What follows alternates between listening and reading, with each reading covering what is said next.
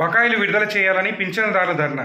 మార్చి 2024 నుంచి ఇప్పటి వరకు ఉద్యోగ విరమణ పొందిన ఉద్యోగ ఉపాధ్యాయులకు వచ్చే ప్రయోజనాలను చెల్లించాలని కోరుతూ మంగళవారం కరీంనగర్లో ఉమ్మడి జిల్లా రిటైర్డ్ ఎంప్లాయీస్ వెల్ఫేర్ అసోసియేషన్ అధ్యక్షుడు కోయడ చంద్రమౌళి ఆధ్వర్యంలో కలెక్టరేట్ ఎదుట ధర్నా నిర్వహించారు. ఈ సందర్భంగా సంఘం ప్రధాన కార్యదర్శి సుంకిశాల ప్రభాకర్ రావు, ఉపాధ్యక్షులు గద్దె జగదీశ్వరాచారి భారతి మాట్లాడుతూ ఏడాదిన్నరగా ఉద్యోగ విరమణ చేసిన ఉద్యోగులకు రావాల్సిన GPF, GIS, leave encashment, gratuity అందలేదన్నారు.